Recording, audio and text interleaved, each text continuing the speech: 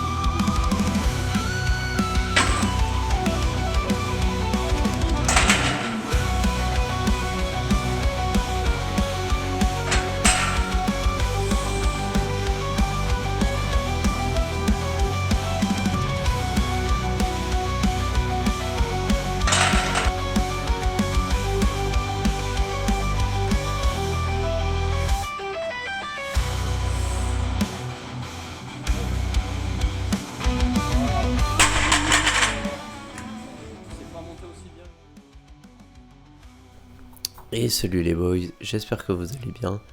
Moi, ça va nickel. J'ai pas très bien dormi la nuit dernière, j'avais un repas hier. Donc, c'est pas une excuse, on ira quand même s'entraîner dans l'après-midi. Bon, sinon, le petit récapitulatif de cette... Là, tout a été très élevé pour une semaine 1. Il y a tout qui tabasse, mais la seule perf, j'ai échoué, où je suis pas content, c'est mon 3x3 à 97,5 que je devais faire mardi, qui s'est transformé en 3x2 à 97,5. Et vendredi, je devais faire un... Alors le vendredi, c'est une journée variable, parce que je fais un 3x3 sur mes 3 mouvements, mais j'ai le choix de l'intensité. Je peux mettre entre 80 et 85% de mon max. Et pour le coup, alors... J'étais parti pour mettre que 82% ou 80%. Et ce qui s'est passé, c'est qu'en fait, je me sentais bien. Je me suis dit, allez, il faut que je la passe. Et en fait, j'ai fait mon 3x3 97,5. Donc, c'est cool parce que ça veut dire que j'étais pas capable de le faire mardi et que j'ai été capable de le faire vendredi. Donc, ça, déjà, c'est une très bonne chose. Derrière, sur le squat, bon, en vrai, ça se passe bien, mais en même temps, c'est compliqué le squat. Les barres me paraissent lourdes. Mais il y a largement en fait de quoi faire. Et le soulevé de terre, eh bien tout se passe bien pour ne pas changer. Donc très content de cette semaine. Techniquement parlant, j'ai mis en place... qu'est-ce que j'ai mis en place? Si, j'ai mis en place une petite strat au bench, une petite... Alors c'est plusieurs personnes qui m'ont dit qu'ils faisaient ça et du coup je me suis dit il faudrait que j'essaye. J'avais essayé il y a longtemps mais j'avais pas aimé. Et là, je me suis dit, retente, parce que ça fait quelques temps que au bench, en fait, quand je grind, de tendance à lâcher, je sais pas trop comment expliquer, mais en fait, je lâche dans les lombaires, et c'est souvent du côté droit, ce qui fait que du coup, je me retrouve à pousser avec mon leg drive, mais j'ai plus de résistance dans les lombaires, et du coup, comme je pousse aussi avec ma cage thoracique, en fait, ce qui se passe, c'est que j'ai tendance à m'écraser comme ça. Et du coup je perds la tension, je compense et c'est extrêmement dur d'arriver à récupérer mon mouvement et ma technique avec ça. Et je me suis dit, en fait comment pallier à ça, il faudrait que j'ai plus de stabilité sur mon leg drive et potentiellement que j'ai plus de points d'appui. Et je me disais mais je peux pas augmenter mon nombre de points d'appui. Et en fait j'ai réfléchi, je me suis dit si je peux rajouter 2 points d'appui, je peux rajouter un point d'appui au niveau du banc avec en serrant mes cuisses contre le banc. Et donc c'est ce que j'ai fait. Eh bien c'est pas mal. C'est pas mal. Alors ça a avantage et inconvénient de faire ça. Principal avantage c'est que du coup 2 points d'appui supplémentaires égale plus de stabilité. Et je l'ai ressenti sur mon 4x2 à 100 kg de samedi. J'ai ressenti hier que à un moment en fait les lombaires commençaient à lâcher parce que le leg drive poussait très fort, mais de par ces rajouts de points d'appui, de par cette stabilité supplémentaire en fait, j'ai pas lâché et je pouvais générer de la force et ne pas me concentrer sur ah mince je suis en train de vriller, de partir droite gauche, parce que comme je serrais en même temps et que je poussais, du coup j'avais pas ce truc de partir, d'avoir le haut du corps qui commence à partir parce que les lombaires lâchaient. Donc ça c'est le très très gros point positif. Par contre sur le point négatif qui est non négligeable, et ça il va falloir que je fasse très attention, alors à l'entraînement ça va, mais le jour où j'arrive en compétition il faudra que je fasse très attention, c'est que ça a tendance à me faire décoller les fesses. Et bon ça c'est red flag en compétition. Donc il va falloir que je bosse là-dessus. Et quoi d'autre? Au squat, j'ai remis en place le fait de vouloir descendre le plus droit possible, remonter le plus droit possible. En fait, avoir un petit peu une mécanique de high bar sur du low bar. En tout cas, c'est comme ça que je le conscientise, avec un effort beaucoup plus important sur la chaîne postérieure et notamment sur l'utilisation de mes fessiers. J'utilise beaucoup plus mes fessiers au squat depuis quelques temps. En vrai, je suis beaucoup plus à l'aise et en fait je sens que le grind est beaucoup plus... Et alors c'est marrant parce que il y a des gens qui m'ont dit que depuis que j'avais mis cette technique, visuellement parlant, on a l'impression que ma première rep je suis RPE9. Et c'est vrai que moi quand je regarde les vidéos, je vois que le truc c'est que je descends et quand je remonte, hop, j'arrive au moment où je fais la transition et où je passe davantage sur les adducteurs et les fessiers.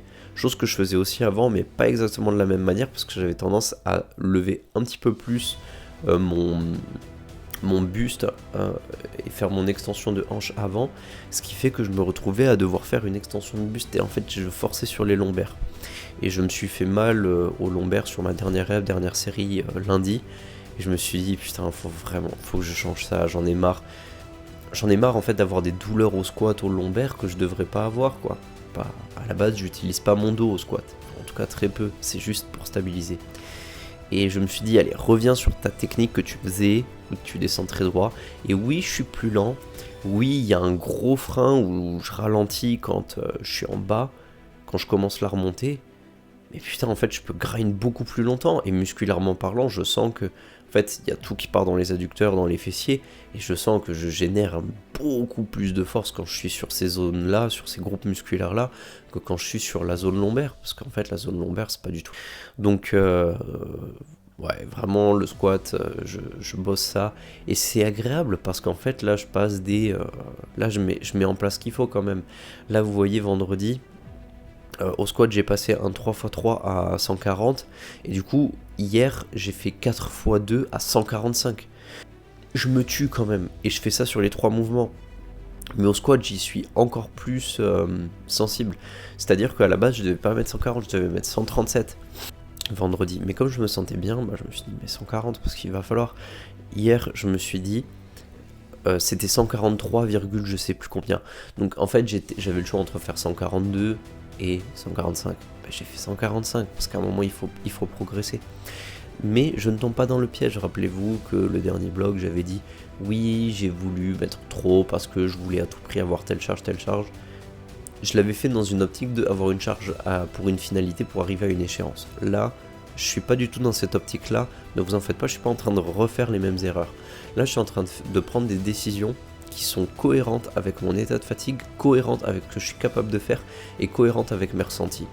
C'est-à-dire que Mon 3x3 à 140, c'est dur, mais c'est parfaitement faisable. Et avec cette technique, en fait, j'ai beaucoup moins de douleur, j'ai plus mal en fait. C'est-à-dire que vous voyez, j'ai toujours mal en fait de lundi au lombaire, et je pense que je vais avoir mal encore pendant une semaine, ça va bloquer pendant quelques temps, peut-être même 2 semaines, mais c'est parce que je continue de m'entraîner. Et forcément, ça rajoute du stress, et le soulevé de terre tape un petit peu dans mes lombaires, même si c'est pas le groupe musculaire qui prend le plus.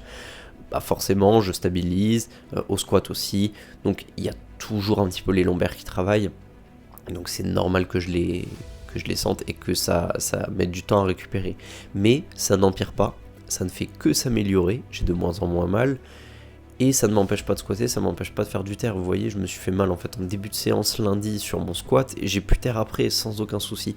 Et le lendemain j'ai pu terre, le surlendemain j'ai pu terre, et j'ai terre tous les jours, et j'ai squat tous les jours aussi. Et ça m'a entre guillemets pas gêné. En fait, ça me gêne plus dans la vie de tous les jours quand je dois me baisser, quand je dois avoir le bassin qui part en rétroversion. Là je le sens. Mais après, quand je m'entraîne, en fait, j'ai des positions qui sont tellement sécuritaires, je suis tellement dans l'habitude de ma mécanique, de mon mouvement, que au final, en fait, j'ai pas mal. Et pour vous parler du terre, le terre, tout se passe bien, j'ai pas grand chose à dire de plus, ma technique ne... Il y a des erreurs techniques de temps en temps où je suis un peu loin des jambes, du coup je touche pas les jambes, des fois j'ai une perte de transfert, en fait je touche les jambes, et puis quand je dois passer aux cuisses, je suis plus en contact, parce que j'ai une légère perte de contact, enfin, ça m'arrive quand j'ai des séries longues, voilà, j'ai des petites pertes techniques parce que c'est dû à la fatigue, etc. Globalement, ça va, c'est vraiment très très bien.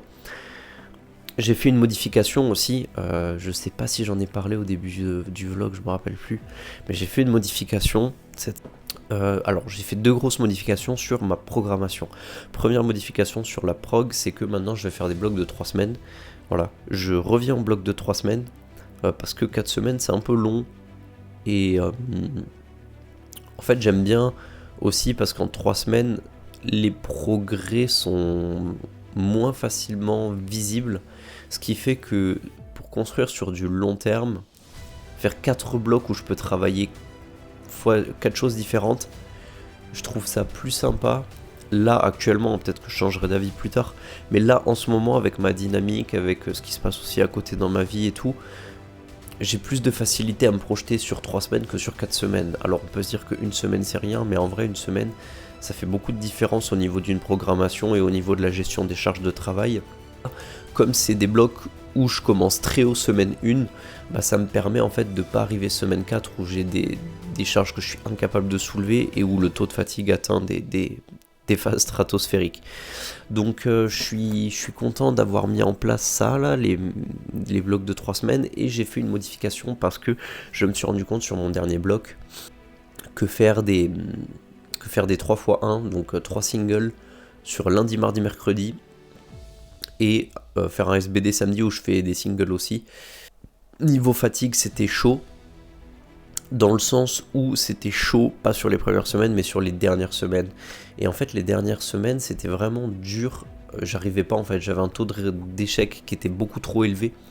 Parce que oui, c'est vrai, je suis désolé, je ne vous ai pas sorti le vlog la semaine dernière pour ma dernière semaine de vlog. En fait, j'ai vraiment pas eu le temps. Et j'ai eu beaucoup de choses à gérer, beaucoup d'imprévus, beaucoup de trucs. Et d'ailleurs, je m'excuse, je voulais faire un hors-série que j'avais commencé à tourner. En fait, au beau milieu du hors-série, j'ai été interrompu parce qu'il fallait que je fasse autre chose. Bref, voilà. Désolé, c'est vrai pour l'épisode de la semaine dernière. Mais du coup, la semaine dernière, pour vous situer, j'ai eu un taux d'échec qui était énorme. J'ai quand même passé une barre à 107,5 au bench, j'ai passé une barre à 155, il me semble, au squat, et j'ai passé une barre à 175 au terre. Donc voilà, il y a quand même des belles perfs. Il y a eu un PR au bench, parce que j'avais jamais passé 107. Il y a eu un ATPR. En gros, j'ai fait la même chose. Mon PR à 175, c'était déjà mon PR, mais là, c'est passé mieux, plus facilement. Voilà, donc bon, pour les gens qui aiment bien machiner jouer avec les mots et tout, on va dire ATPR. Tu vois. Bon, moi, j'aime pas trop tous ces trucs. Un PR, c'est un PR. C'est où t'as fait plus, ou t'as pas fait plus, et alors, c'est pas un PR. Voilà. Moi, j'aime pas les PR. Oui, j'ai fait PR 4 reps. Oui, PR 5 reps, PR 10 reps. Bon, moi, je m'en bats les couilles. Un PR, c'est sur un single. On s'en bat les couilles de la technique. Il faut que ça passe. Voilà. pour moi c'est Saint-Père. Et donc ouais, on en arrive à cette semaine où du coup j'ai commencé avec des très grosses charges, donc bon, du coup je me suis dit, en vrai faire des singles, le problème c'est que j'ai des taux de réussite qui sont pas assez élevés sur les dernières semaines, et même en fait moi, est-ce que ça m'apporte vraiment de faire autant d'intensité et si peu de volume les jours où je suis censé faire du lourd? Et je me suis dit, en vrai le problème c'est que oui, je suis exposé, j'ai une haute fréquence, je suis beaucoup exposé à des charges lourdes, mais au final faire que 3 singles, bah au final dans la semaine, si on prend le samedi en compte, ça me fait 6 reps lourdes. Et je me disais, 6 reps lourdes à au-dessus de 90% de mon RM, je me disais, en vrai, en plus, niveau fatigue, ça va. Donc je me suis dit, qu'est-ce que je peux rajouter, parce que j'ai pas forcément envie de faire plus de singles, parce que en fait, au bout d'un moment, mon nerveux me rattrape et ma technique se dégrade et ça devient compliqué à mettre en place. Et je me suis dit, qu'est-ce que je peux mettre en place de supplémentaire? Et en fait, je me suis dit, ok, bah du coup, maintenant, je vais faire que un single à ma charge de travail. Donc en semaine 1 c'est 92% de mon RM, parce que oui c'est vrai que ça fait un moment j'en ai pas parlé, mais je ne travaille plus au RPE, en tout cas je ne travaille plus au RPE pour mes singles. Maintenant j'utilise plus des charges fixes pour mes singles. Ça fait quelques temps que je le fais, j'en ai pas parlé ouvertement, mais bon vous l'aurez compris de toute façon en regardant les vlogs. Mais c'est vrai que voilà, maintenant je fais des singles, donc je fais un single lourd, donc en semaine 1 je suis à 92% de mon RM, et ensuite j'enlève 5% et je fais un 2x3 ou un 3x2, ça dépend de mon humeur. Ça dépend de la charge de travail, ça dépend de...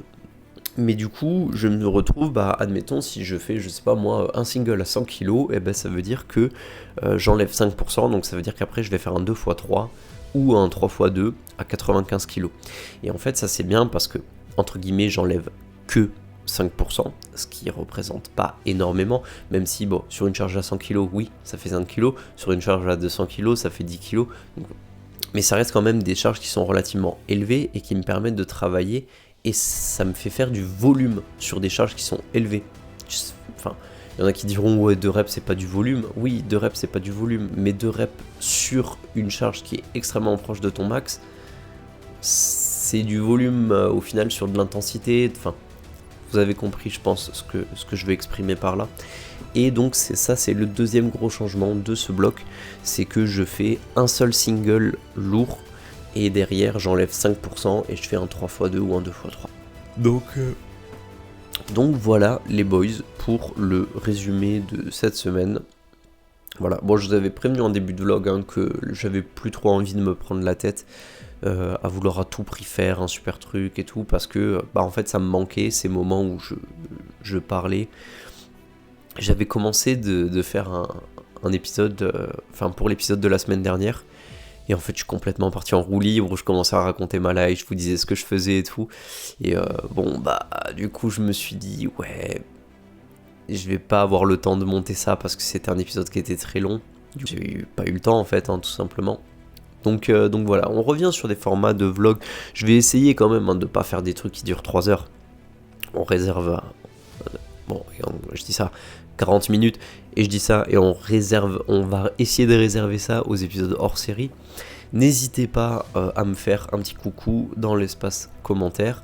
Voilà, bon, de toute façon, en ce moment, la chaîne fait très peu de vues. Bon, moi, vous le savez, il y a eu un moment où j'avais envie de développer la chaîne. Je voulais sortir des concepts, j'avais sorti 2-3 vidéos, 2-3 trucs. Aujourd'hui, en fait, je m'en moque un petit peu que la chaîne évolue ou pas. Je continue à faire ces vlogs pour moi parce que ça me fait plaisir, parce que ça me fait triper. Voilà, c'est comme de temps en temps sur les réseaux sociaux, j'ai des phases où je vais faire plein de petites vidéos sur le compte de l'entreprise. Et puis en fait ça va durer 2 semaines, 3 semaines et après j'arrête. Parce que les réseaux sociaux ne me rapportent aucun client, les réseaux sociaux ne me rapportent rien, je le fais pour moi parce que ça me fait plaisir, parce que c'est cool. Et parce qu'en plus j'ai avec un copain qui lui aussi est coach, que vous voyez souvent apparaître dans les vlogs normalement, qui m'assure très souvent, qui des fois lui aussi se fait des petites vidéos, fait des petits trucs, et des fois on aime bien du coup, c'est de l'auto-émulsification quoi, c'est-à-dire qu'il y en a un il se lance dans un truc et l'autre il dit ah ouais trop cool, vas-y attends je te suis et tout, donc c'est pour ça. Et là la chaîne YouTube, du coup je préfère revenir sur un truc en fait que j'aime, j'ai pas envie de me mettre de contraintes, j'ai pas envie, ça faisait 2 semaines où sans compter cette semaine, donc ça fait 3 semaines que j'en avais un peu marre de faire toujours le même format, toujours les mêmes choses. Parce qu'aussi j'aime bien le montage, hein, parce que à la base c'est un peu mon taf, pas le montage mais tout ce qui est son et tout, et moi l'audiovisuel.